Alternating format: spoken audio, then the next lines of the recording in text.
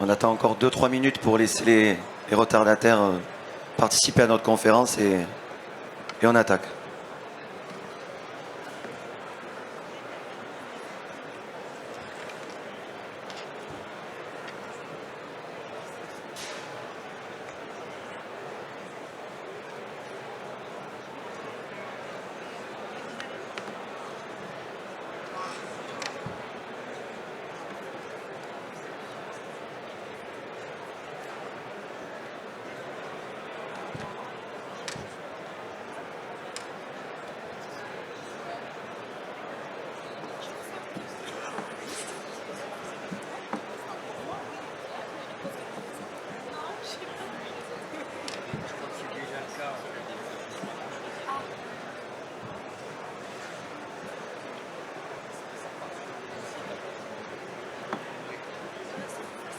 Vous voulez pas vous asseoir?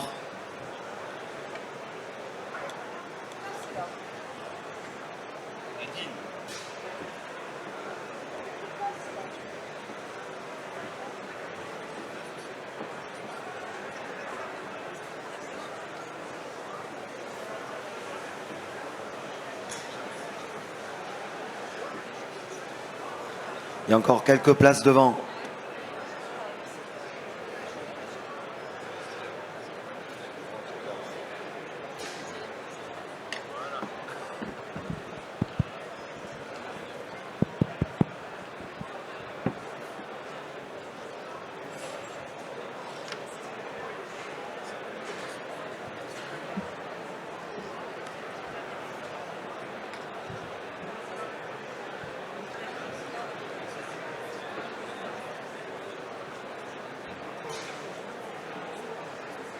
Je suis désolée qu'ils sont remis le costumaire. Mais non, j'arrive pas à arrêter. Je suis vraiment confuse, parce qu'ils m'ont pas fait relire ce truc-là. Déjà, sur il a fallu changer plusieurs fois sur le site, vous avez dû voir. Mais là, franchement, désolée. Venez vous asseoir. Sylvestre, vous pouvez venir vous asseoir.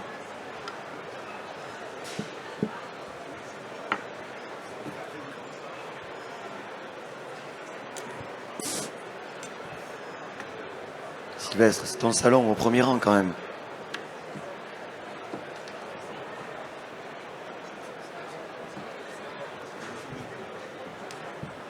J'ai juste le...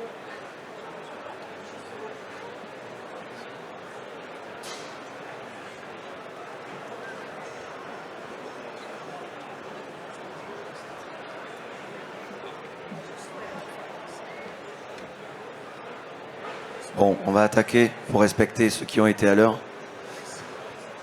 Donc bonjour à toutes et bonjour à tous. Je suis désolé pour ma voix, j'ai une extinction de voix et une grosse bronchite. Je suis Manuel Sauveplane, je suis président de l'UPFP, l'Union du Pôle Funéraire Public. 89 années de monopole communal des pompes funèbres, d'encadrement de prix et de contrôle par les collectivités ont préservé la population d'un funéraire exclusivement animé par le profit. Toutefois, croyant au bienfait de la libre concurrence, le législateur, en 1993, a mis fin au monopole communal dans la perspective d'offrir aux familles une concurrence salvatrice permettant la régulation des prix. Aujourd'hui, de nouveaux équilibres doivent être trouvés dans ce secteur économique à part entière afin de rétablir l'esprit de cette loi de manière à ce qu'aucun acteur ne domine cette mission de service public. Il est donc important que les acteurs d'un funéraire animé par la mission de service public puissent faire valoir leurs différences et témoigner de leur engagement et de leur responsabilité sociétale. J'ai l'immense plaisir, et je te remercie très chaleureusement Nicolas, d'accueillir Nicolas Bouzou, essayiste et économiste, qui nous dressera un tableau du paysage funéraire et évoquera l'avenir d'un funéraire non financier. Je pense que c'est hyper important pour nous, pour nos métiers, pour nos salariés, pour ce secteur, que des personnalités comme Nicolas Bouzou puissent en parler, puissent nous écouter, puissent donner leur avis, puissent le médiatiser, pour qu'une fois pour toutes, on arrête de mettre la poussière sous le tapis quand on parle du secteur du funéraire. Donc rien que pour ça, et pour ta présence Nicolas, un immense merci du fond du cœur de la part de tous les personnels du funéraire. Et autour de nous, autour de lui, l'UPFP a souhaité réunir cet après-midi des acteurs, d'autres acteurs sensibles à l'impact sociétal de notre métier. Le funéraire mutualiste, donc représenté par Xavier Benoît, donc la maison des obsèques, et le funéraire représentant les PME, représenté par Julien Le Costumaire, donc le réseau UDIF. Également, l'association AFRE, représentée par Chantal Casals. Cette association dans laquelle les trois fédérations participent porte ce nouveau label de responsabilité sociétale exclusivement dédié aux funéraires. Je laisserai le soin à chacun de se présenter après ou avant l'intervention de Nicolas. Bonne conférence à tous.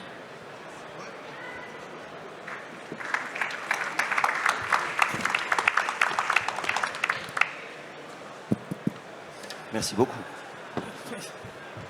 Bel effort. Bonjour à tous. Merci Manuel. Je suis Chantal Casals.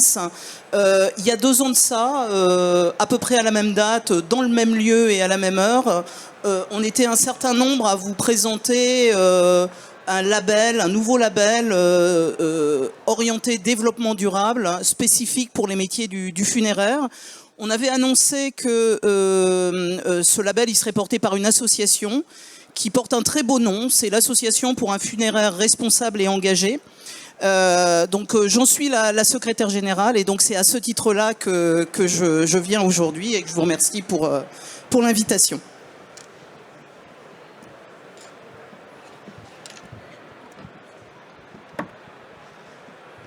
Bonjour à tous, merci Manuel pour l'invitation, merci à chacun de vous d'être présent. Julien Le Costumaire, directeur général de l'UDIF. Alors acronyme qui a changé de dénomination depuis 2 jours. Avant ça voulait dire Union, Diffusion, Information Funéraire Européenne. Je ne sais pas pourquoi. Et nous sommes donc devenus l'Union des indépendants pour un funéraire engagé. On existe depuis 30 ans, c'est une belle aventure collective qui réunit, comme l'a indiqué Emmanuel, des entreprises indépendantes de notre secteur. Elles sont environ 200 aujourd'hui, elles exploitent 500 points d'accueil des familles sur tout le territoire national et réunissent sous notre aventure un peu plus de 2400 collaborateurs. Fait marquant pour UDIF, qui justifie un peu notre fatigue, qui ne se voit pas trop, je l'espère. On a vécu un événement important mardi, qui est une assemblée générale extraordinaire de transformation de la société anonyme UDIF en coopérative. Donc nos anciens actionnaires deviennent donc des associés coopérateurs. Et une fois encore, je les en remercie tous pour cette décision qui a été prise à l'unanimité. Quand on parle de modèle, on parle de fait de gouvernance qui constitue le premier pilier de la responsabilité sociétale des entreprises, qui est le sujet de réflexion de la FRE. Et donc je suis particulièrement content en marge de la présence d'un ancien professeur, d'ailleurs, Nicolas Bouzou. Et je croise que des professeurs dans le funéraire. Donc c'est un peu bizarre, on a le même âge. Mais bon. D'être avec effectivement les réseaux l'UPFP et la Maison des Obsèques, parce qu'on partage ce truc d'avoir des modèles de gouvernance qui sont un peu plus durables que celui des 2 premiers acteurs du marché notamment, ou peut-être même aussi de certaines grosses boîtes privées qui peuvent exister dans notre industrie, mais parfois un peu trop nombrilistes dans leurs réflexions. Voilà. On reparlera, je l'espère, tout à l'heure des sujets autour de la RSE et je vais laisser Xavier se présenter s'il le veut bien. Merci Julien. Alors bonjour à tous. Donc j'interviens aujourd'hui pour la Maison des Obsèques, je suis le président du directoire. La Maison des Obsèques, en quelques mots, c'est un réseau intégré, jeune, moins de 10 ans, qui a été fondé sur une valeur mutualiste assez forte, qui était assez classique dans le secteur du mutualisme. C'est une volonté de régulation des prix pour éviter toute dérive. Ça a été le cas auparavant dans les pharmacies, dans le médical. Et bien là, on l'a appliqué au funéraire. Le réseau La Maison d'Obsèques, aujourd'hui, c'est à peu près 700 collaborateurs, 165 agences en France, une centaine de funérariums, 2 crématoriums. Et on est un réseau en construction. On n'est pas complètement sur toute la France. On se construit au fur et à mesure. Au temps de la création de la FRE, où on avait participé à la fondation de cette association, un de nos points était de dire comment on va matérialiser cette promesse, on va dire mutualiste, mais de responsabilité sociétale et nos valeurs, en apportant des actes concrets. Sur la gouvernance, Julien le disait, mais sur la parité homme-femme, sur l'éthique des familles, qu'on accueille toujours dans des moments qui sont très sensibles pour eux.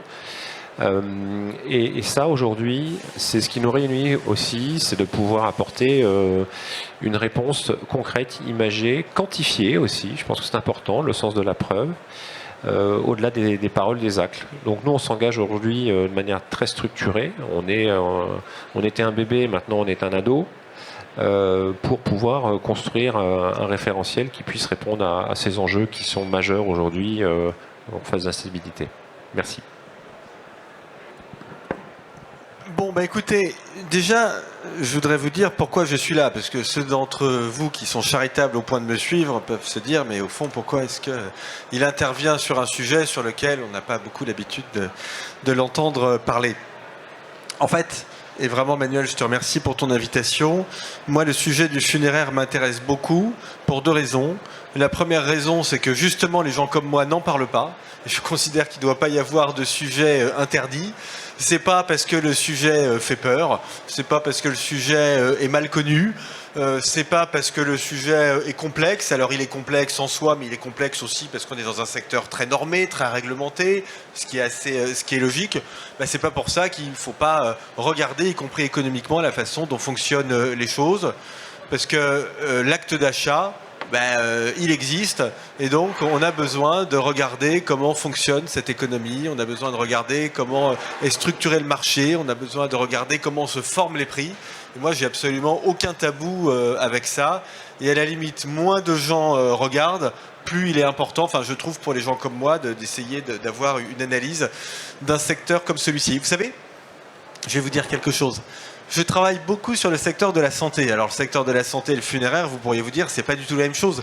Mais déjà, le secteur de la santé suscite un certain malaise.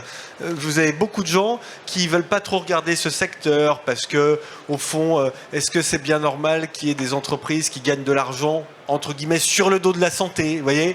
Donc non, je crois qu'au contraire, il faut essayer d'avoir une analyse de la façon dont tout ça fonctionne. Et donc, il n'y a absolument aucun sujet tabou. Donc ça, c'est la première raison pour laquelle j'ai répondu positivement à ton invitation. La deuxième raison, c'est que j'ai écrit il y a quelques années un livre qui s'appelait Homo Sanitas, qui portait, je l'avais sorti au moment où la pandémie de Covid est devenue chronique, donc au moment où on commençait un peu à en voir le bout, et c'était au fond une histoire très longue de l'innovation en santé. Donc je couvrais à peu près 400 000 ans, enfin depuis le feu en fait, l'innovation en santé. Et en fait, ce que j'avais compris en faisant ces recherches, c'est que le deuil est ce qu'il y a de plus humain. C'est la partie la plus importante de notre vie pour le défunt, mais aussi pour les autres. Parce qu'en fait, même si vous avez d'autres animaux qui, par exemple, enterrent leurs morts, ils ne les enterrent pas pour la même raison que nous. Quand vous avez des insectes, des fourmis qui enterrent leurs morts, elles le font pour des raisons, grosso modo, d'hygiène, de facilité. Mais ça n'est pas un rite comme nous. Donc il y a une dimension symbolique dans la mort et dans le deuil, qui est quelque chose qui est propre aux humains.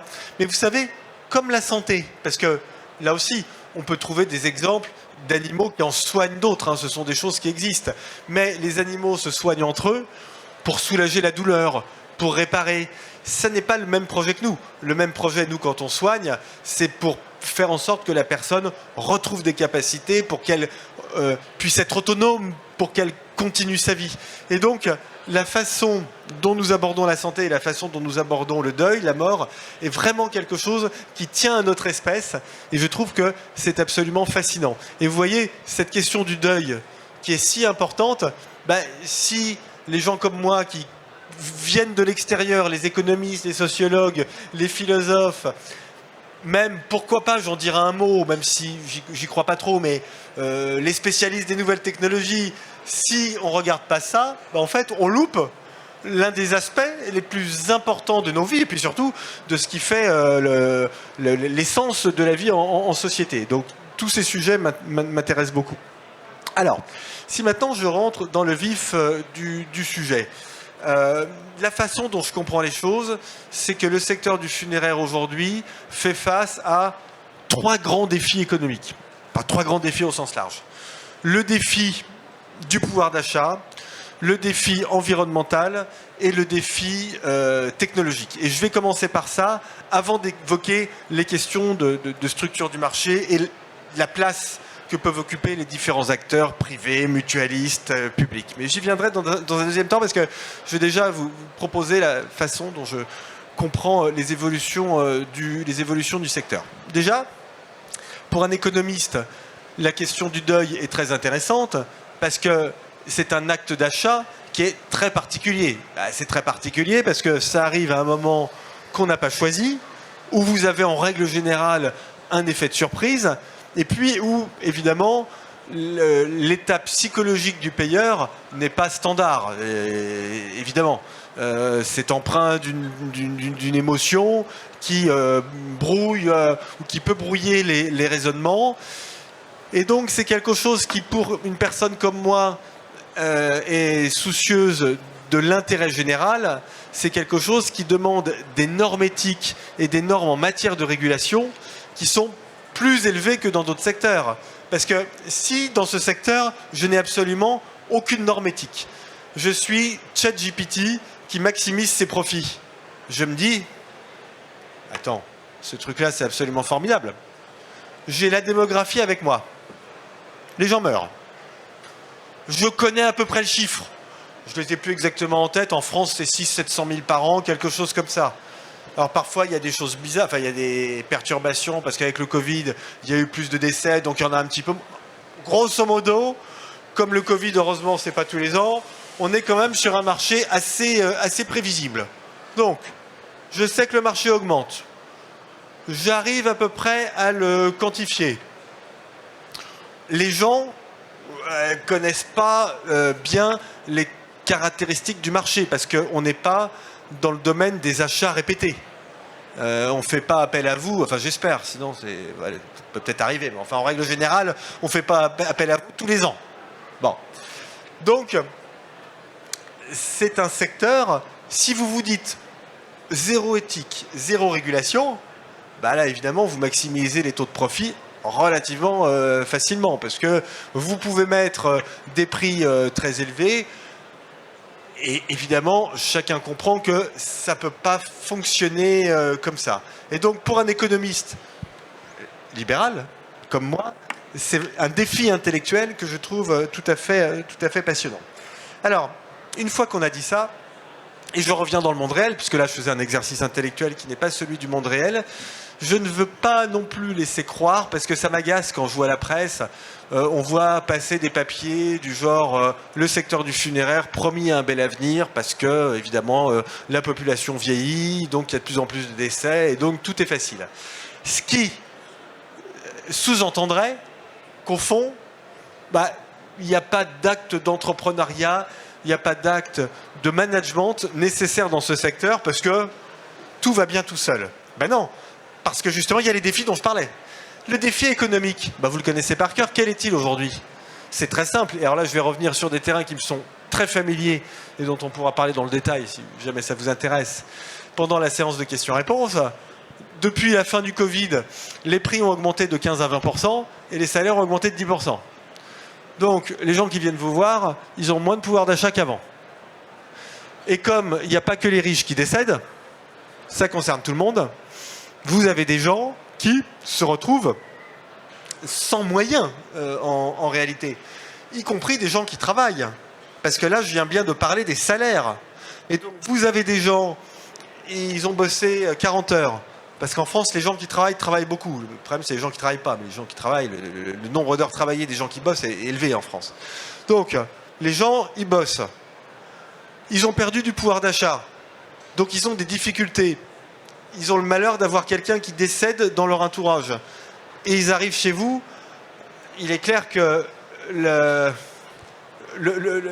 mélange de l'émotion liée au deuil et de la problématique économique, bah forcément demande une réponse en termes d'empathie, mais aussi en termes économiques, je parle sous votre contrôle, et forcément une réponse adaptée. On ne peut pas traiter les gens qui viennent vous voir aujourd'hui comme c'était le cas il y a 4 ans.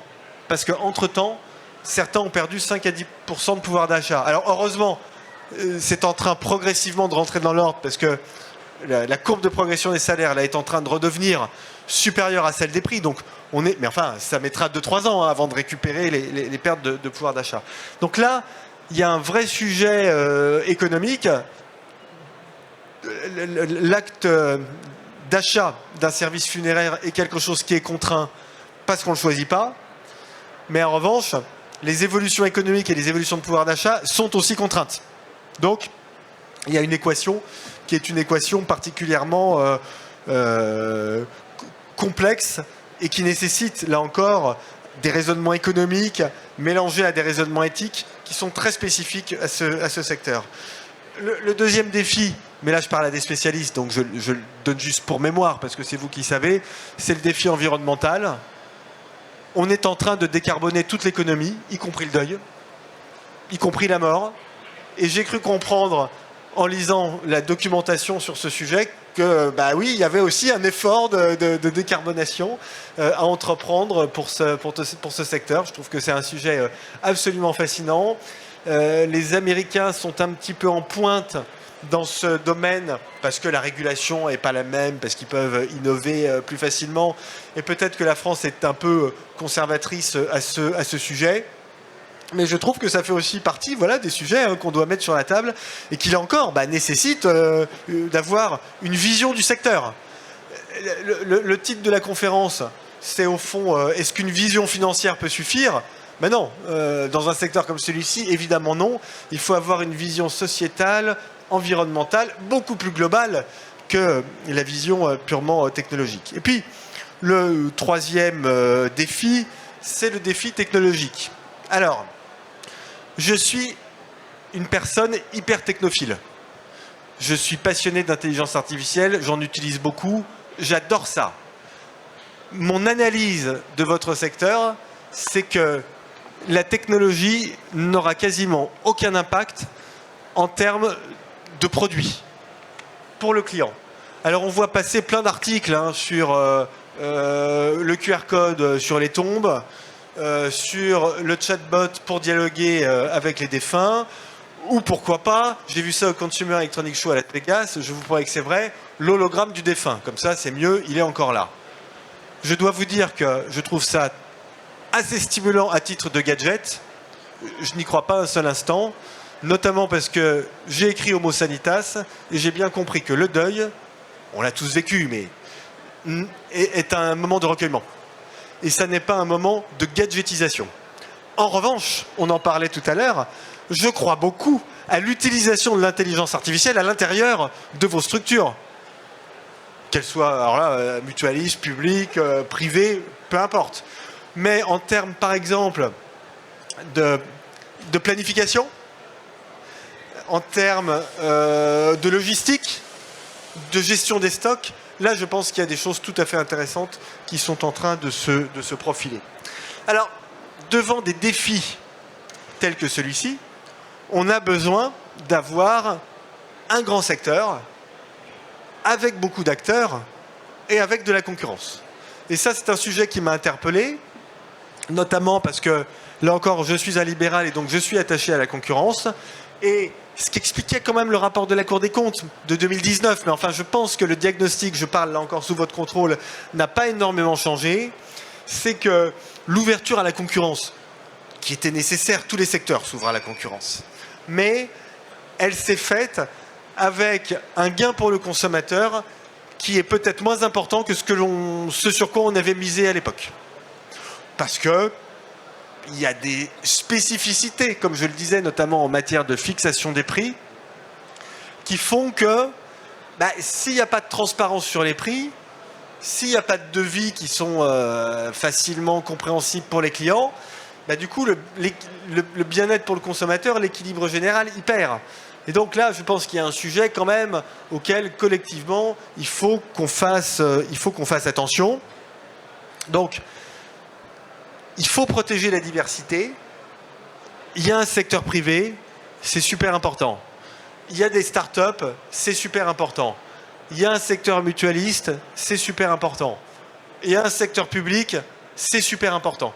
Je suis absolument convaincu que quand on touche à un sujet d'intérêt général, comme celui-ci, on doit s'organiser, et c'est ce que je porterai auprès des décideurs publics, la régulation doit s'organiser pour qu'il y ait une place pour tout le monde. On ne peut pas perdre de la biodiversité dans un secteur comme celui-ci. Après, c'est votre job, c'est pas le mien, je ne suis pas à l'intérieur du secteur, je suis à l'extérieur. Chacun fait ses affaires comme il l'arrange, avec des avantages compétitifs, on est sur un marché, et moi je regarde ça de l'extérieur et ça m'intéresse. Mais j'étais quand même assez sensible à l'argument de la Cour des comptes, qui consistait à dire qu'il ne fallait pas faire l'ouverture à la concurrence si ça aboutissait à ce qui est finalement pas énormément de concurrence. Donc là, je pense qu'on a un sujet qui n'est pas propre à ce secteur, qu'on retrouve dans beaucoup de secteurs en réalité, mais voilà, qui est vraiment un sujet d'intérêt général. Et d'ailleurs, on va mettre les pieds dans le plat. Quand on me dit, mais est-ce que dans un secteur, on a le même sujet dans la santé, est-ce que dans un secteur comme le secteur du funéraire, est-ce que c'est la loi du profit qui doit prédominer? Mais attendez, je vais vous répondre très clairement, mais ce que je répondrai pour la plupart des autres secteurs, y compris même en élargissant encore plus que la santé. Le profit, pour n'importe quelle structure, c'est nécessaire. Il faut bien gagner de l'argent. Sinon, comment on va répondre aux défis dont j'ai parlé? Comment on va investir pour... j'en sais rien, je dis n'importe quoi. Acheter des véhicules électriques qui coûtent plus cher que les véhicules à moteur thermique. Il faut bien de l'argent pour ça. Mais, quand on est dans un secteur comme celui-ci, le profit est un moyen. Ça n'est pas la fin. Sinon, il faut changer de métier. Mais c'est très important. Donc je ne suis pas du tout en train de tomber dans la bien-pensance. Je ne suis pas du tout en train de faire le discours gauchiste des magots qui explique que si on gagne 3 €, c'est un scandale absolu et que surtout il faut les taxer pour les redistribuer à je ne sais pas qui. C'est pas moi. J'ai jamais dit ça et je ne le dirai pas par démagogie devant vous. Mais en revanche, quand on s'engage dans un secteur comme celui-ci, considérer que le profit, c'est le moyen pour servir une fin qui est une fin d'intérêt général, ça je pense que tout le monde doit avoir ça en tête. Alors, j'évoquais la question de la diversité. Je suis un libéral et il y a un secteur public. Alors, comment je me débrouille avec ça? Déjà, moi je ne suis pas un idéologue. Ce que j'aime avant tout, c'est la diversité. Je pense que c'est très bien qu'il y ait des villes qui continuent d'avoir leur structure, ou pas, c'est leur problème. Mais j'étais au Salon des maires. Là encore, ceux qui sont charitables au point de me suivre savent que j'ai beaucoup d'amitié pour l'ancien président de l'AMF, triomphalement réélu, et donc nouveau président de l'AMF. Il était seul candidat. Mais c'est parce qu'il est très bien. Mais donc, non, mais je parle souvent de ces sujets avec les maires, parce que je me dis, si j'étais maire moi-même, qu'est-ce que je ferais? Vous voyez, moi j'habite une grande ville de banlieue parisienne, j'ai poussé mon maire à acheter le cinéma, par exemple. Donc il m'a dit, c'est quand même bizarre, t'es libéral, tu m'as poussé à acheter le cinéma. Qu'est-ce qui t'a pris? J'ai dit, franchement, le cinéma, c'est super important. Les gilets jaunes sont passés par là depuis 4 ans, donc moi je veux pas d'un cinéma qui ferme, parce que les gens ils sont super attachés à ça. Et en plus, ton cinéma, franchement, on le rénove, ça nous coûtera pas très cher. On organise un marketing assez sympa, ce sera pas très cher. On va le remplir, tu vas gagner plein d'argent. Et donc, comme je suis contribuable, je suis content si la municipalité peut avoir des business qui marchent. De ce que je comprends du secteur, c'est un peu le même type de raisonnement que je ferai avec la question des obsèques, avec la question du funéraire. On est sur un marché sur lequel la rentabilité globale est plutôt bonne. C'est pour ça d'ailleurs qu'il y a des fonds qui y vont. Parce que là, la rentabilité est bonne. Bah, si j'étais maire et que j'avais une SEM, par exemple, structure un peu, quand même un peu légère, quoi, avec laquelle on peut faire des trucs, pas un truc complètement rigide. Mais voilà, avec du public, du privé, un truc sympa. Et qui me verse des dividendes. Alors, je reviens à ce que je disais tout à l'heure. Hein. Je dirais pas, t'es là pour me verser des dividendes. Hein. Je ne dirais jamais ça à la boîte. Mais en revanche, si ça marche bien, que les gens sont contents et qu'elle peut me verser des dividendes, bah je prends, moi, si ça me finance une petite partie de ma politique. Donc, ce que je veux dire par là, c'est que il faut regarder l'économie de ce secteur. Ce que personne ne fait. Parce que les gens ont peur, parce qu'il y a un malaise. Alors, moi aussi j'ai peur. Hein. J'ai pas envie de mourir. Hein. C'est pas du tout une idée qui me plaît à brève échéance. Hein. Bon. Mais cette peur, elle est contrebalancée par le fait que pour nos concitoyens, c'est très, très, très important d'avoir un secteur du funéraire qui rend un très bon niveau de service, avec des gens qui sont formés, très important. Il faut viser le zéro défaut hein, dans ce genre de secteur en matière. Je crois que c'est avec toi qu'on en parlait tout à l'heure hein, en matière de. On n'a pas le droit de se rater là. Hein, c'est plus dur qu'un mariage encore. Hein, non, mais c'est vrai. Hein, c'est pas là. C'est particulier. Hein, c'est zéro droit à l'erreur. Donc des problématiques de recrutement, de formation qui sont très particulières. La question des prix, j'y reviens, parce que bien sûr. Bien sûr que la qualité a un prix, c'est pas moi qui vais dire le contraire, bien sûr. Mais en même temps, comme je le disais tout à l'heure, on est sur un sujet d'intérêt général. Les gens, ils ont des difficultés de pouvoir d'achat en ce moment. Et donc, la question de la conférence qui a été posée, Manuel, je crois, c'était est-ce qu'il y a un avenir pour le funéraire non financier ? Eh bien, je vais faire une réponse extrêmement bien pensante, mais on peut approfondir, mais qui est très exactement ce que je pense est la bonne réponse. Je pense qu'il faut un avenir pour tout le monde. Parce que la biodiversité, c'est ce qui va aider le secteur, mais c'est surtout dans ce type de secteur ce dont nos concitoyens ont besoin. Voilà ce que je voulais vous dire en introduction de notre discussion.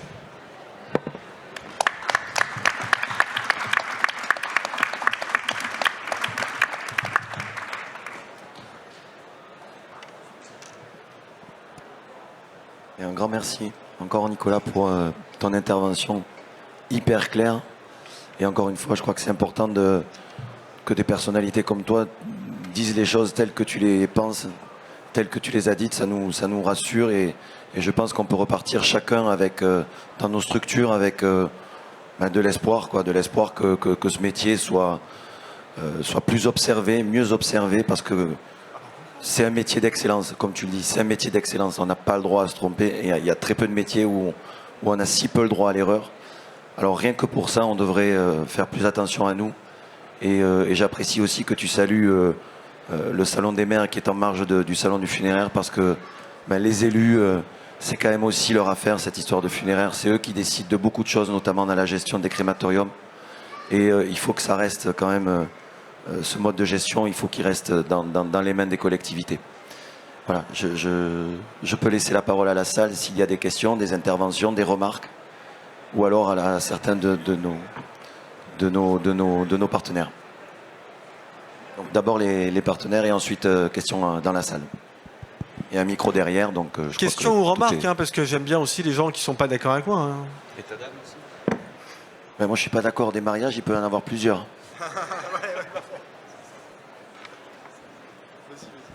Oui, non, peut-être juste revenir sur les 3 défis que tu évoquais.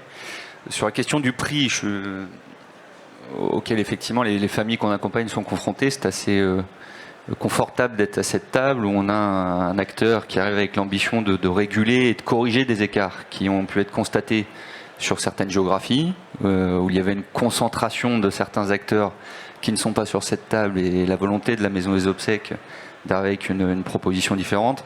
S'agissant du service public, depuis toujours, il y a cette volonté de satisfaire à cette mission d'intérêt général et d'accompagnement des familles qui sont en difficulté, pour certaines et notamment en difficulté financière. Et côté UDIF, le choix funéraire qui a une approche peut-être un peu plus privée dans l'esprit, on a toujours eu cette logique d'aller accompagner toutes les familles, indépendamment de leurs revenus, de leur situation, et notamment au travers d'offres spécifiques dédiées et qui couvrent l'entièreté du territoire.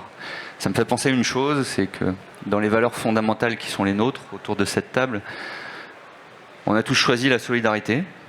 C'est la solidarité peut-être qui existe autour de cette table entre les trois réseaux. C'est la solidarité entre les acteurs qui nous composent en interne, mais c'est cette nécessité de solidarité aussi vis-à-vis des familles dans ces moments compliqués. Il y avait un deuxième, je ne sais pas si je suis dans l'ordre, deuxième défi, j'ai noté sur mon téléphone, je n'écrivais pas des textos, le défi technologique. Ça me fait plaisir, parce que vous aurez toujours des acteurs pour aller vous expliquer qu'ils ont inventé l'outil digital extraordinaire qui allait devenir l'alpha et l'oméga de votre stratégie demain, la marketplace incroyable, peut-être aussi, vous voyez tous de qui je parle, ils se promènent dans les allées en ce moment, et racoler auprès de vos entreprises. Moi non plus, j'y crois pas un instant. Faut pas être fermé et prendre ce qu'il y a à prendre. Par contre, et pour revenir au sujet de la FRE, j'ai une sacrée certitude qui est celle que la RSE, elle en revanche, doit devenir cet alpha et oméga. Il n'y a pas de boîte sans stratégie RSE qui continue à exister demain. C'est même pire que ça, c'est la RSE au cœur de votre stratégie à tous les niveaux. Alors, ça couvre beaucoup de choses, on a parlé de gouvernance. Ça embrasse aussi le troisième défi que vous citiez, qui était le défi environnemental. J'ai assisté à une table ronde hier, certains d'entre vous aussi peut-être. Moi j'ai entendu des choses assez hallucinantes. On parlait d'obsèques alternatives. Puis on a les vieux de la vieille du funéraire, vous les connaissez tous, qui sont venus nous expliquer qu'il y avait surtout urgence à ce qu'on ne bouge pas et qu'on fasse rien. Donc cela nous qualifiait l'aquamation de bains d'acide, l'humusation de jardinage. Bon, c'est amusant peut-être comme expression. Moi, quand je parle à la profession, alors que j'ai pas de religion sur le sujet, et je pense qu'on est tous pas prêts, je pense en tout cas qu'on doit embrasser ces thématiques avec beaucoup plus d'ouverture d'esprit et d'intelligence que ce que j'ai pu entendre hier. Alors, il y a un truc aussi qui m'amuse. Moi, je suis nouveau dans l'industrie funéraire.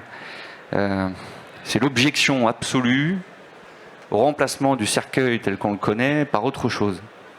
Mon Dieu, quelle horreur, vous allez péter vos business models en faisant ça.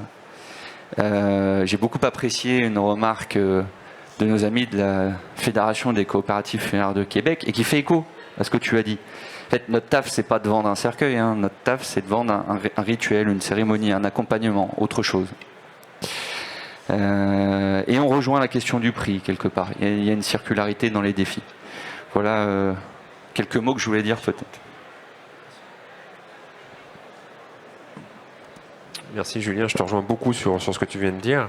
Moi je vais réagir sur 3 points que tu as dit Nicolas, et peut-être enrichir sur un des points qui n'a pas été mentionné, c'est le défi humain auquel on est confronté. Alors humain évidemment dans le respect des familles qu'on a, mais on parle aussi des équipes qui travaillent pour nous dans nos établissements. Et aujourd'hui, si on tord pas un peu notre manière de penser, de dire il y a des valeurs, la société évolue en matière d'écologie ou de développement durable, et ben on va avoir un mal de chien à recruter, à avoir des gens de qualité, et Dieu sait que la qualité est extrêmement importante dans notre métier parce qu'on n'a pas le droit de se rater, on ne peut pas recommencer un obsèque 50 fois, pas comme un mariage, donc voilà. Le point que je veux dire là-dessus, c'est qu'il va aussi, dans notre mentalité, falloir évoluer sur, au-delà du métier en tant que tel, la façon d'appréhender nos collaborateurs. Et ça, moi je le vois dans d'autres secteurs d'activité dont je m'occupe aussi pour compléter la maison des obsèques. Et ça, on parle des marbriers, on parle de métiers qui sont extrêmement difficiles en termes de formation, en termes de recrutement. Il y a une vraie pénurie. Ces gens-là, il faut peut-être leur parler un peu autrement pour les attirer, pour les former. Et ça, c'est compliqué. Ça, c'est le premier point sur l'humain.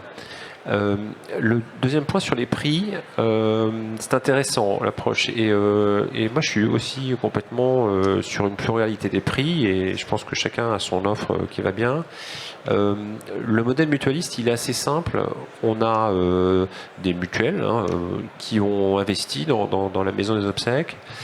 Et la petite différence qu'on a, c'est qu'en gros, ils ne demandent pas une rémunération du capital comme pourrait demander un actionnaire traditionnel. En gros, ça vous permet, je vais donner un chiffre, d'économiser 10 à 15% de dividendes à donner tous les ans. C'est 10 et 15%. Au lieu de les garder, on en garde un petit peu quand même parce qu'il faut rénover les magasins, il faut acheter, etc. Mais ça nous permet de baisser nos prix. Et donc on le redonne plutôt aux consommateurs. Donc on est vraiment dans cette dynamique de problématique de pouvoir d'achat aujourd'hui, ça c'est super important. Et ça, pour nous c'est essentiel, c'est fondamental, d'autant plus que les implantations qu'on a, elles sont plutôt dans des milieux, et la mutualité historiquement c'est toujours implanté dans des milieux où il y avait un besoin, où il y avait un manque. Que ce soit une offre médicale, que ce soit un EHPAD, que ce soit une pharmacie, il y a un besoin, la population a un besoin, comment on y répond ? En s'associant, en mutualisant, c'est l'origine du mot. Et ça, c'est super important. Voilà.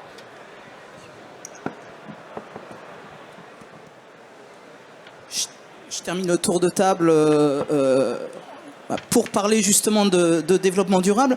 Alors je trouve que c'est vraiment hyper intéressant d'intervenir sur ce sujet du développement durable et de la RSE après Nicolas Bouzou qui effectivement met en avant le fait que il est libéral, qui défend la concurrence, etc.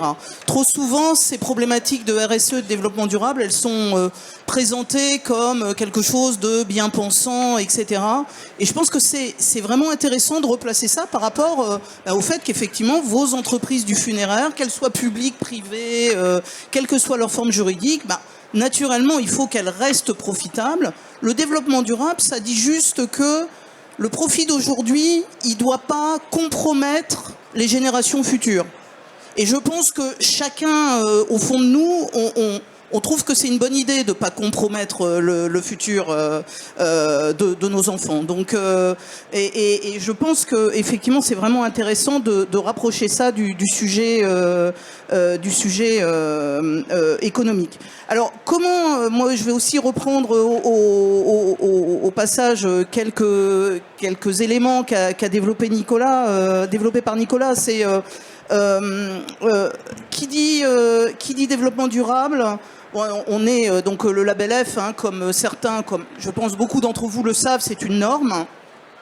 C'est un label, donc il y a un référentiel qui suit une norme internationale. Donc on n'a rien inventé. Si, on a inventé des choses puisque on l'a adapté au monde du funéraire.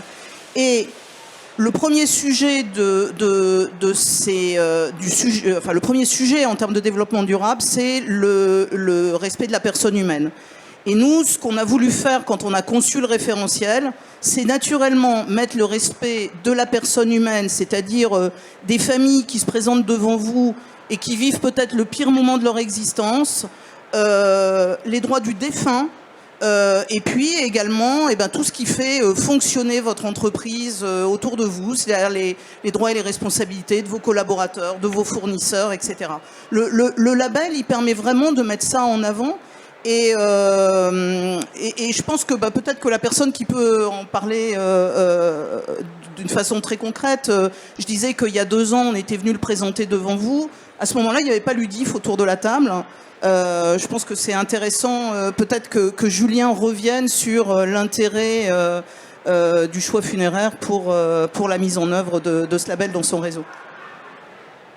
Ok, merci. Je laisserai volontiers mes confrères compléter ma réponse. Moi, je suis arrivé il y a un peu moins de 2 ans à la direction du DIF.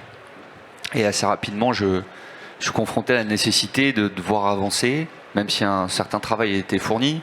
La RSE est un sujet à un moment donné de direction générale. Il faut le prendre et il faut avoir des ambitions importante. Donc je regarde ce qui existe comme démarche ailleurs. Alors je vois que certains ont posé des ruches devant chez eux et planté un arbre dans une stratégie de défiscalisation personnelle.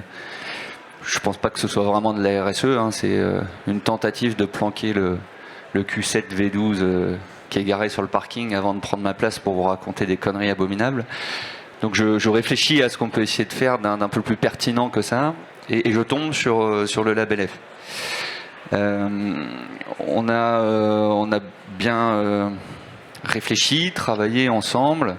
Et ce que je trouve intéressant dans cet outil, c'est de pouvoir mettre à disposition, je parle pour mon réseau, hein, à disposition de nos concessionnaires, une méthodologie, un accompagnement qui leur permettent d'embrasser les rails d'une démarche un peu plus équilibrée, un peu plus vertueuse. Non pas qu'ils ne le fassent pas, parce que très souvent on le fait avec beaucoup de logique, mais il peut y avoir des aspects qui sortent de notre scope de lecture, de compréhension, et donc j'ai trouvé l'outil particulièrement intéressant. Mais je suis aussi très content, j'ai vu une ou deux têtes dans la salle, on a réussi à créer un groupe pilote au sein de notre réseau, de 5 concessionnaires qui ont suivi des formations et embrassé le processus de labellisation. Et j'espère qu'un jour, l'entièreté de notre réseau aura détenu ce label RSE, voilà, qui doit être sur notre marché, au profit de ceux que vous avez en face de vous, mais de tous ceux qui voudront rejoindre l'aventure, parce que ça m'arrive d'être un peu dur dans mes propos, mais je suis pas excluant, hein. Tous ceux qui veulent rejoindre l'aventure label F sont bien évidemment les bienvenus. Ouais, je souhaite aussi préciser que il y a 2-3 structures du pôle funéraire public qui se sont déjà engagées dans cette démarche de labellisation. Je reprécise que ce label est à l'initiative et l'idée du pôle funéraire public, mais que c'est un label qui ne lui appartient pas. Preuve en est, il est porté par une association dans laquelle peuvent venir tous les acteurs, qu'ils soient petits, gros, publics, semi-publics, privés. Et on est de plus en plus nombreux, 2 ans après, à faire ce choix. Pour parler un peu plus du funéraire public, et quand on a entendu tout ce qu'on a entendu, alors moi je comprends des collectivités qui puissent dire, bon ben moi, que ce soit les pompes funèbres, pas les cimetières, mais les pompes funèbres et les crématoriums, je veux pas de régie, je veux pas gérer ça en direct, je laisse tout au privé. C'est leur choix. Je préférais l'inverse, mais c'est leur choix et on a très bien compris pourquoi ça pouvait exister. Je partage complètement les collectivités et les maires qui se disent, moi par contre je veux tout gérer. Pompes funèbres, cimetières, crématorium, ça marche très bien, comme l'a dit Nicolas aussi. Ça peut être une source de revenus, salée, on continue. En revanche, je me pose vraiment des questions pour celui qui a une pompe funèbre publique qui fonctionne bien et qui va déléguer son crématorium à un privé. Alors celui-là, il faudra qu'il m'explique pourquoi il fait ce choix-là. Et malheureusement, c'est de plus en plus fréquent. Et c'est dangereux pour l'équilibre dont on parlait, parce qu'il met en péril la régie municipale en faisant ça. Voilà, c'était juste une remarque et une interrogation. Je n'ai pas à juger, mais c'est vrai que c'est des... Voilà, compte tenu de tout ce qu'on a dit, c'est des enjeux qui peuvent être mis en péril par des choix qui ne sont pas toujours objectifs, me semble-t-il.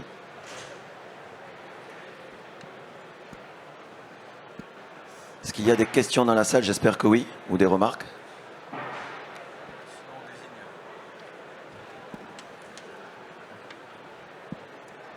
Bonjour.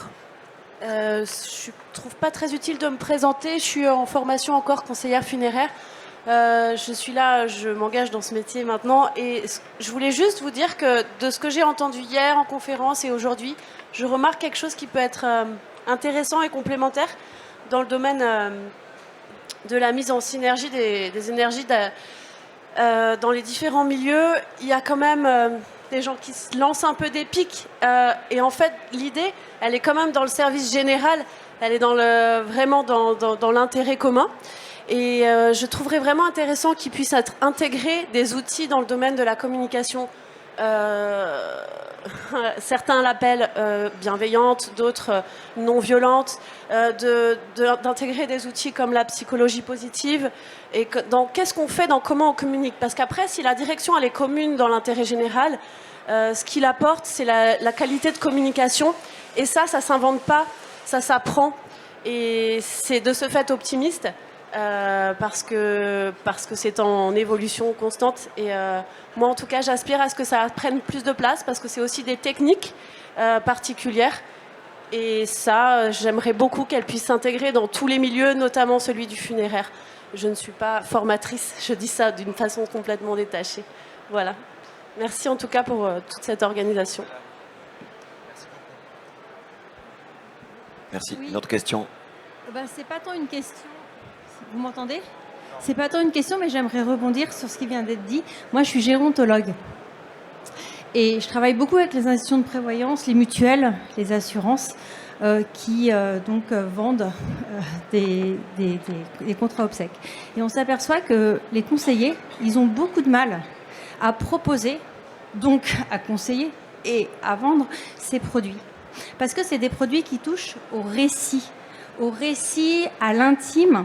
Et pour pouvoir rentrer en relation et pouvoir proposer ces produits, qui sont des produits financiers, ne nous trompons pas, eh bien, il faut vraiment s'intéresser aux émotions, à l'émotion préexistante de la personne qui vient au rendez-vous, de la personne qui vient avec sa feuille de soins en sortie d'hospitalisation, de la personne qui vient parce qu'elle a un deuil qui est en train de se faire et elle vient de choisir un opérateur funéraire pour opérer l'inhumation ou la crémation. Et donc, il faut vraiment s'intéresser à ces émotions et après, par ces émotions, tenir la relation. Et vous avez pleinement raison, ça s'apprend. Ça s'apprend et tous ces conseillers, ils sont en souffrance. Ils sont en souffrance relationnelle. Et pour faire du chiffre d'affaires, il va falloir les aider. Pour les aider, il faut les acculturer, leur expliquer ce que c'est que la ritualisation. Leur expliquer pourquoi fait pas ci, fait pas ça, pourquoi il y a des règles, à quoi elles servent. Parce que la loi, elle vient toujours en réparation à un désordre dans nos humanités. Et avoir l'information, avoir la culture de pourquoi on en est arrivé là, d'où l'on vient, où l'on est, où l'on va, eh bien ça les rassure. Et ça leur donne de la légitimité à proposer, à conseiller et à tenir une conversation, à tenir une relation. Voilà, donc je voulais vous remercier pour votre intervention parce que je pense que ça tient vraiment l'ensemble de vos propos et avec tous les acteurs qui ont véritablement une place. Chacun a son discours, a ses objectifs, mais le monde mutualiste, il a vraiment perçu cette souffrance des conseillers et c'est par les conseillers qu'on arrivera à faire bouger parce que eux, ils connaissent la population. Ils les ont en santé, ils les ont dans tous les temps de leur vie. Voilà, c'est ce que je voulais vous dire, mais peut-être que ça va amener à des remarques également. Oui, moi juste, pardon Eric, ce que vous avez dit toutes les deux, c'est très important. Et quand on entend effectivement ces modes de sépulture alternative, on n'est pas passéiste, hein, ni les uns ni les autres. L'inhumation, la crémation, pourquoi limiter ce choix à ces deux modes de sépulture? Pourquoi n'y en aurait-il pas des troisièmes, des quatrièmes? Mais en tout cas, avant d'inventer un process, un procédé ou une technique, commençons à se demander si, comme vous le dites, la communication autour de ce mode de sépulture et la mise en pratique professionnelle dans nos métiers, dans nos structures, par notre personnel, elle est adaptée. Voilà. Je pense qu'on a pris le problème à l'envers. On invente d'abord un procédé et après on va voir si c'est faisable. Non. Essayons de comprendre si l'humusation, l'aquamation, la résomation, est-ce que c'est ritualisable tel qu'on sait le faire et après on verra comment ça marche. Et là on est en train de faire l'inverse et pour moi c'est parti du mauvais côté. Juste pour aller dans le sens de madame, mais légèrement rectifié, les contrats obsèques, ce n'est pas fait... Alors, moi, je suis, juste pour vous dire, en charge de la formation au sein de l'Union du pôle funéraire public représenté par Manuel Sofplan. Les contrats obsèques, ce n'est pas fait que pour la partie financière. Je veux dire, heureusement. Pourquoi? Parce que ça répond à un vrai besoin. pas pour tout le monde, mais pour beaucoup de personnes. Et justement, et là je vais dans votre sens, madame, la découverte, sans rentrer dans ce que vous connaissez mieux que moi, mais la découverte de la situation, elle a vraiment, et là je vais vraiment dans votre sens, elle a son importance. Et les personnes qui sont stagiaires, on va dire, qui sont apprenantes au sein de notre Fédé, mais pas que de notre Fédé. Je sais que c'est le cas aussi avec nos collègues de l'UDIF, avec LMO. Cette valeur humaine, elle est aussi valable pour mieux vendre. J'ai bien dit mieux vendre, pas forcément vendre plus. Si c'est vendre plus, tant mieux, pour l'équilibre de nos structures. J'ai bien dit l'équilibre, mais l'humain, on va vraiment dans ce sens-là, et y compris pour la découverte, pas en étant expert. On ne peut pas demander à nos conseillers funéraires d'être des experts de la psychologie du deuil, de bien connaître les mécanismes, c'est vrai, mais pas d'être des experts, et on a besoin de vous. Faites-vous connaître. On a des flyers qui sont dans nos agences mis à disposition pour renvoyer vers certaines assos sérieuses. Voilà, juste.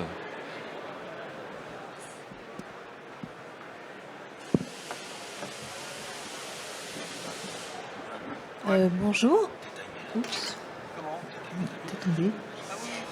Oui, alors moi je suis anthropologue et documentariste et j'ai commencé un documentaire sur la façon dont les citoyens en Corrèze tentent de s'approprier leurs funérailles.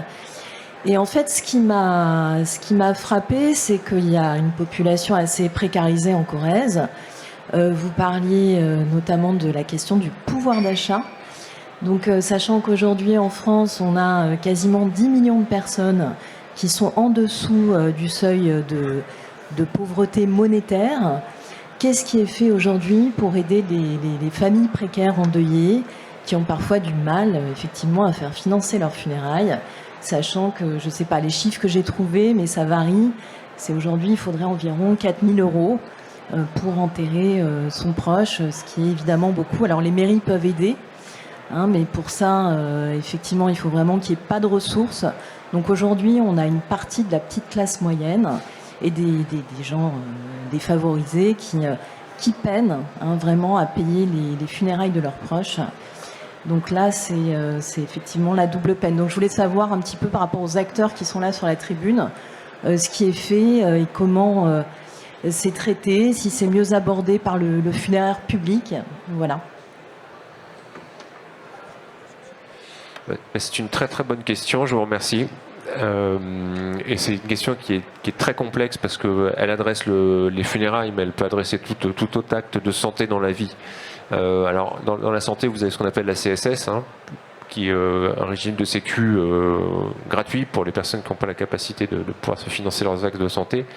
Dans le cas de la maison des obsèques, on a des dispositifs de solidarité qui permettent de financer, alors c'est pas pour les indigents, mais pour les personnes qui sont adhérents et qui ont très peu de pouvoir d'achat. On a par exemple on a des gens qui ont des retraites qui sont minimum et qui ont tout juste pour vivre ou à passer.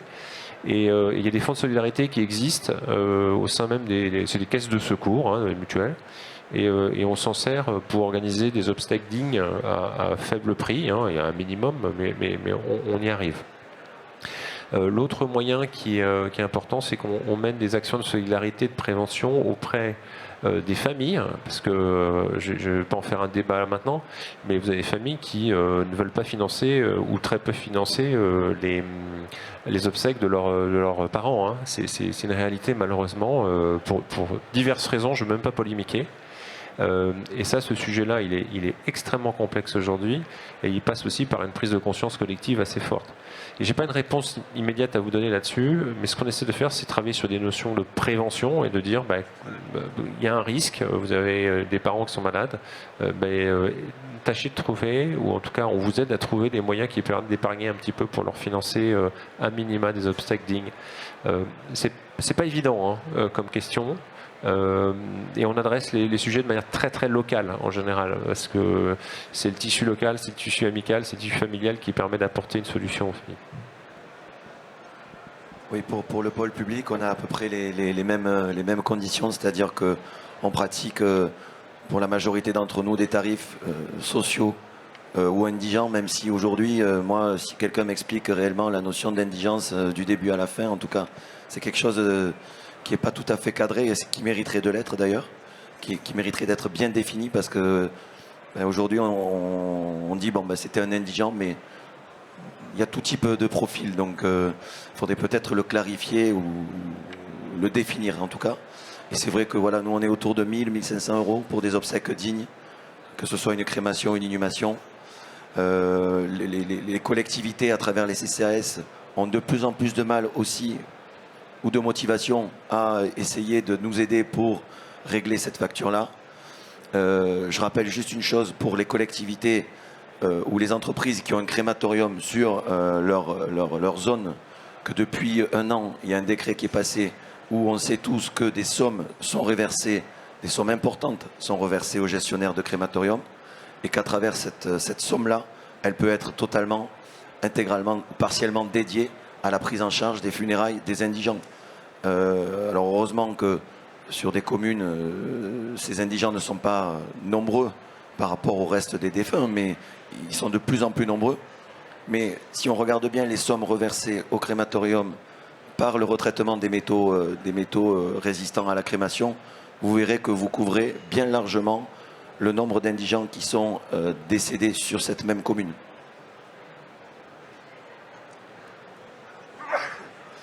Bonjour, pardon, excusez-moi. Marc-Marie Joussen, j'avais une question sur l'aspect un petit peu tournant du numérique. Vous l'avez balayé assez rapidement, toutes les technologies liées à la DESTEC, alors que vous êtes quand même relativement intéressé par la question sur les autres sujets hormis le funéraire.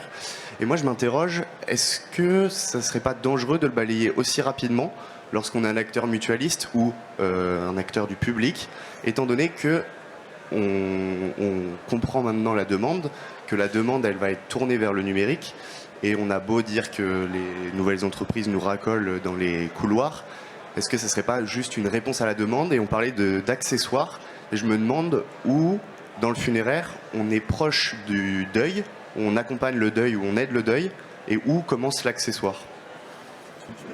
Je peux dire un mot d'introduction parce que la question me passionne, et en effet je suis très... je pousse énormément évidemment tout ce qui est start-up, écosystème de start-up, etc. Je vous dis ça avec la plus grande modestie possible, en tout cas voilà, ce dont je suis capable de faire en la matière, qui malheureusement va pas très loin, mais l'idée que je me fais du sujet, du funéraire, c'est que dans un monde qui est angoissant, qui est difficile, où il y a des problèmes économiques, qui bouge beaucoup aussi pour de bonnes raisons, notamment aux technologies, le deuil est un rite qui, à mon avis, s'accommode d'un assez grand conservatisme, en fait. Mais je suis pas sûr, parce que seul l'avenir nous le dira, donc j'en sais rien. Vous avez tout à fait raison de dire qu'il ne faut pas balayer ça d'un revers de main. Vous avez 1000 fois raison, hein. Voyez ? Mais c'est simplement l'idée que je me fais du sujet, et c'est la raison pour laquelle je me disais, si je suis très concret, si je pense par exemple à l'intelligence artificielle générative, j'imagine assez bien qu'elle ait beaucoup d'impact à l'intérieur des organisations, comme je le disais, pour faciliter des process, pour mieux planifier la logistique, etc. Et ça, à mon avis, c'est complètement sous-utilisé aujourd'hui, j'imagine, comme dans beaucoup de secteurs. En matière de produits, si j'avais une analyse à faire, en effet, j'y crois beaucoup moins. Mais là, on est dans la prospective, hein, donc évidemment, absolument impossible de savoir ce qu'il en sera. Et puis en plus, on peut avoir un marché qui se... Enfin, on peut avoir plusieurs segments de marché, il peut y avoir des gens que ça intéresse, des gens que ça n'intéresse pas. Donc je pense qu'il faut être, vous avez raison, tout à fait ouvert par rapport à ça. Oui, je ne sais pas à qui s'adressait la question. Aux deux. D'accord. Okay. Oui, comme j'en ai parlé, donc du coup, enfin, l'idée n'est pas de balayer d'un revers de la main le sujet des nouvelles technologies dans le funéraire. Je contentais juste de dire, mais comme l'a très bien dit Nicolas, que je ne pense pas non plus qu'on doive y voir l'alpha et l'oméga de ce que va devenir le métier. Mais ça nous intéresse de très près. Pour preuve, UDIF finance, prend des participations et développe même des solutions au niveau de technologie. Je crois ne pas me tromper en disant que d'ailleurs on a même gagné un prix hier à ce sujet pour un des outils qu'on a su développer. Donc ça m'intéresse. Mais je veux pas qu'on se trompe de sujet. Notre métier ne va pas se réduire à ça et ne va pas sortir la solution miracle. Je pense que les rois de l'intermédiation inutile en rêvent, mais je ne pense pas qu'il y aura de solution miracle qui va changer notre métier demain. Alors, juste un petit commentaire. Je suis complètement de l'avis de Nicolas et de Julien. Je ne balaye pas du tout ça d'un trait ou d'un revers de main. On a développé aussi des solutions technologiques qui permettent d'apporter un service, mais qui est très additionnel par rapport à la prestation de base. C'est pas un argument de vente entre guillemets. C'est de l'effacement numérique, de traces numériques, c'est des choses comme ça. C'est important, mais c'est pas fondamental dans l'acte de vente si on parle d'une vente ou l'acte d'accueil d'une famille. Là où il y a eu un énorme bond quantique dans la numérisation ou dans le numérique, on l'a vu pendant le Covid en fait. L'organisation d'obsèques en ligne, la vidéoprojection, on a tous vécu des problématiques de nombre de personnes ou de familles qu'on ne pouvait pas réunir, etc. Et ça a été vu comme un outil fantastique, et je pense que ça a fait grandir le marché d'une manière forte sur ce genre de services, qui sont des services qui peuvent être toujours intéressants à proposer quand vous avez des familles qui sont éclatées dans le monde entier. Mais ça s'adresse encore à une petite frange de la population, et aujourd'hui, je ne vois pas un caractère de généralisation. Donc oui, ça reste un service de niche de base. C'est un service qui est, à mon sens, qui donne une valeur ajoutée, mais qui n'est pas fondamentale dans la prestation en tant que telle. J'essaye pas de faire excusez-moi le terme, le conservateur là-dessus, mais aujourd'hui, ce qu'une famille attend, c'est un accueil humain, une véritable écoute. Vous le disiez, madame, et je vous rejoins complètement là-dessus, parce qu'on forme aussi nos conseillers sur cette écoute, notamment dans l'accompagnement, et c'est très complexe, parce que les gens n'ont pas l'habitude de parler de la mort. Donc là où il y a un intérêt sur le numérique, c'est le voir comme un outil. Aujourd'hui, il y a des évolutions qui se font, dématérialisation, vidéo, etc. Je pense que ça apporte une véritable plus-value. En faire c'est toi qui disais alpha et oméga, j'y pense, je crois pas non plus.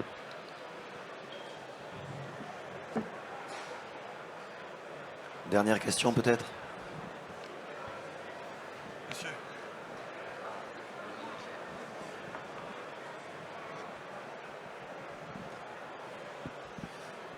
Bonjour, je suis Alain Leclerc, je représente les coopératives funéraires du Québec.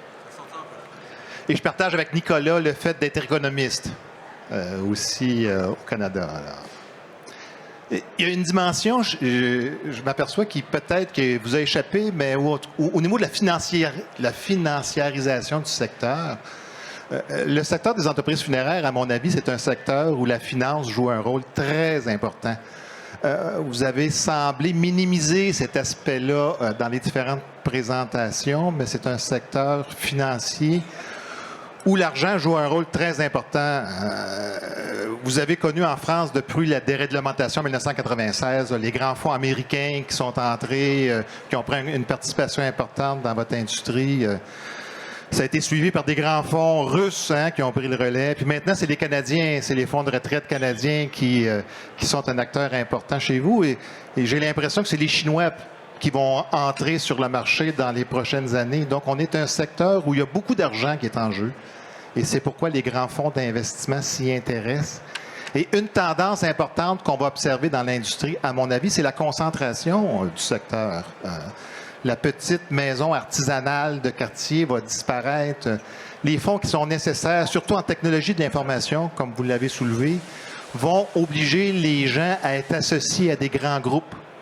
Et puis je vois qu'en France, vous avez plusieurs associations, plusieurs regroupements qui se créent. On n'a qu'à faire le tour des kiosques ici pour voir qu'il y en existe plusieurs. Et à mon avis, les grands groupes, vous aurez le choix de choisir avec qui vous voulez vous associer. Vous pouvez vous associer à un grand groupe qui va générer des bénéfices qui vont alimenter les pensions et les retraites des Canadiens. Vous pouvez aussi choisir... À mon avis, la difficulté, c'est qu'est-ce qu'on fait des profits. Nicolas, vous avez dit, ben, les profits, si ça finance un cinéma, ça va, là. Mais à mon avis, ça ne va pas. On appelle ça l'exploitation du chagrin chez nous. Si l'exploitation du chagrin, si les profits d'une entreprise funéraire servent à financer des retraites au Canada, c'est de l'exploitation du chagrin. Si les profits d'une entreprise funéraire servent à financer les vacances à Côte d'Azur l'été ou le ski dans les Alpes l'hiver, c'est de l'exploitation du chagrin. Pour nous, la seule solution, c'est que les profits soient réinvestis, un peu comme Xavier le disait, il faut que ça soit réinvesti dans la qualité des services, il faut que ça soit réinvesti dans la baisse des prix pour que l'argent reste dans le circuit qui l'a généré. C'est les familles qui ont généré les revenus. Il faut que ce soit les familles qui soient au bénéfice des surplus qui sont générés. Autrement, on a pris une plus-value sur la mort de quelqu'un pour le donner à quelqu'un d'autre. Et nous, les coopératives au Québec, on a été créés pour s'assurer que l'argent reste dans le circuit. Mais il ne faut pas échapper le fait qu'on est dans un secteur hautement financiarisé, où les grands groupes financiers du monde entier vont s'intégrer dans nos secteurs d'activité. Les fonds de prévoyance, chez vous, c'est à coût de milliards. Chez nous, les préarrangements, c'est à coût de milliards. Donc, il ne faut pas échapper le fait qu'on est dans un secteur où la finance joue un rôle très, très, très important. Mais je vais vous dire, alors je ne sous-estime pas du tout ça, c'est même le titre de la table ronde. C'est logique qu'il y ait une financiarisation du secteur, hein. C'est pas étonnant du tout.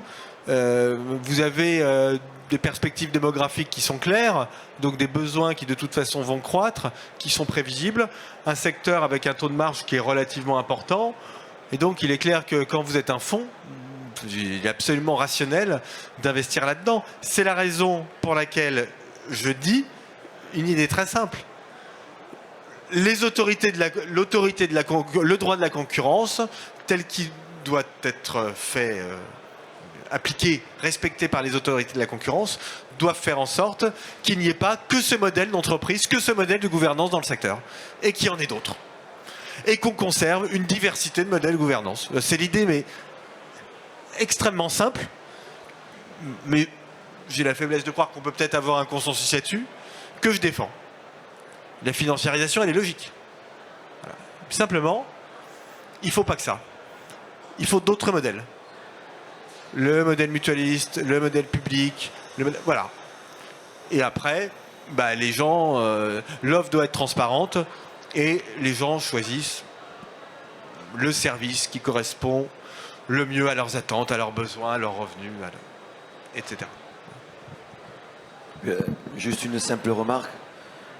Je trouve que c'est dur de comparer la reversion d'éventuels dividendes dans la société, dans la cité, à travers des retraites, avec des vacances sur la Côte d'Azur ou au ski. Je pense qu'il y en a un qui est un peu plus vertueux que l'autre. Le second, bien sûr. Je plaisante. Bonjour. Est-ce que vous pouvez expliquer en quoi l'écosystème... oui, ici. Bonjour. Quand vous dites qu'il faut tendre vers cet écosystème-là, donc diversifier les différentes formes dans le funéraire, enfin, voilà. Est-ce que le modèle de... Enfin, comment le modèle de concurrence peut arriver à cette diversification-là et pas tendre vers une simplification du marché à que des grands groupes? C'est une très bonne question, d'ailleurs. Je pense que les autorités de la concurrence se la posent aussi. En fait, je pense que le juge de paix, en fait, c'est le niveau de concentration. C'est-à-dire qu'en fait, je pense que si on laisse dériver un modèle qui est uniquement un modèle financier, ça va se voir assez rapidement parce que en fait, vous allez avoir une consolidation. Alors, que le secteur se consolide, ça, c'est très bien, hein, j'ai pas de problème avec ça. Simplement, il faut, mais là on peut pas le définir là, mais il faut pas aller au-delà d'un certain niveau de consolidation, parce que si on va au-delà d'un certain niveau de consolidation, on a des phénomènes d'oligopole, voire de monopole à certains endroits qui se créent, et c'est mauvais pour tout le monde. Et c'est la raison pour laquelle je pense que si on arrive à faire respecter ça, en fait, assez naturellement, on aura une diversité de modèles qui va perdurer. Après, si votre question, c'est peut-être une partie de votre question, c'est pourquoi est-ce qu'il faut une diversité de modèles? Alors là, ma réponse est claire, hein. C'est une réponse en termes de biodiversité. Je suis par nature favorable à la diversité, voilà. Donc il n'y a pas de réponse qui aille au-delà de ça, si vous voulez.